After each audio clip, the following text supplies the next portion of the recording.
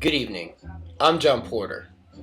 With Georgetown celebrating the 50th anniversary of Vatican II, one of the most influential ecumenical councils earlier this school year, we would like to take a look back at one of the earliest ecumenical councils in history, the Council of Trent.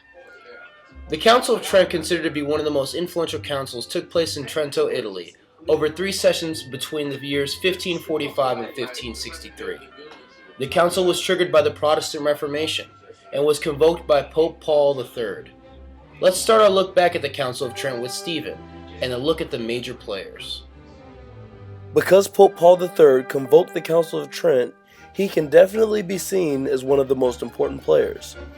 Pope Paul III was born in February of 1468. He became Pope of the Roman Catholic Church in 1534, and he held the position all the way up until his death in November of 1549 at 81 years old. With his accumulated wealth, he lived his life as a patron of arts and family interests. Next on the list of major players is Pope Julius III. In September of 1487, Pope Julius was born. He was Pope from 1550 until 1555.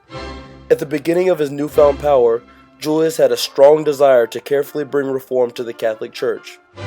Unfortunately, very little was actually achieved during his 5 years in office. Pope Pius IV is third on our list of important contributors. He was a priest of the Roman Catholic Church, and in 1549, Pope Paul III made him a cardinal. He was eventually elected Pope in December of 1559. His presiding role over the last session of the Council of Trent makes him an important player. Charles V was another key player of the council.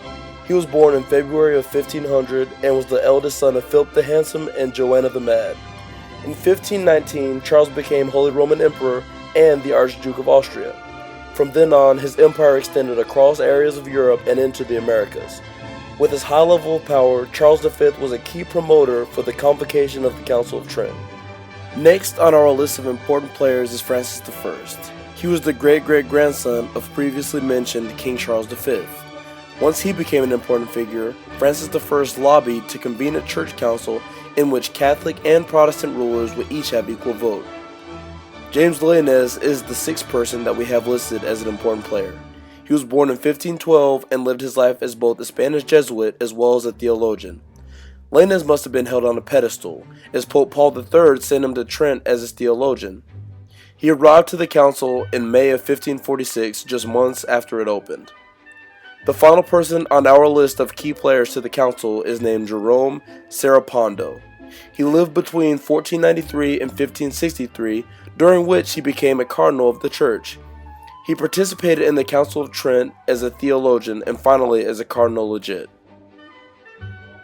These key players were the reason not only that the council was started in 1545, but why it is so relevant to Catholic history and still stands as one of the most important ecumenical councils in time. Take a look at what happened leading up to and throughout the Council of Trent. As the Protestant Reformation grew and more people began leaving the Catholic Church, Pope Paul III felt that something needed to be done. He reached out to numerous individuals, including religious leaders and European royalty, and although originally declined, Pope Paul continued to spread his idea.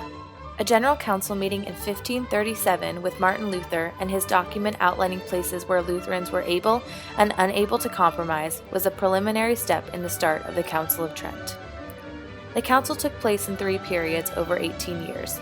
The first from 1545 to 49, the second from 1551 to 52, and finally the third from 1562 to 63. The timing and spacing between each period tells us that there may in fact have been some problems that occurred throughout the council, both politically and religiously.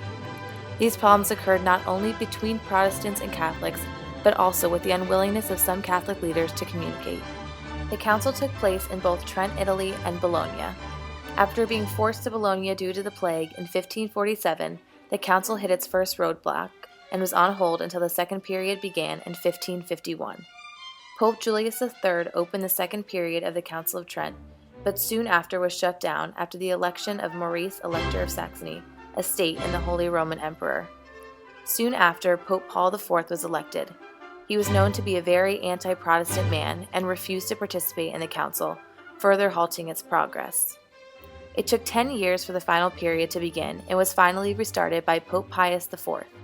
The council closed with ceremonies honoring the current and past popes who had played a role in the council, as well as the royalty and other religious leaders that had supported it.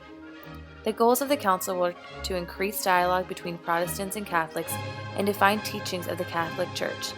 The council issued convictions on what it defined as Protestant heresies and clarified church teachings in the areas including scripture, tradition, original sin, justification, sacraments, communion, and saints.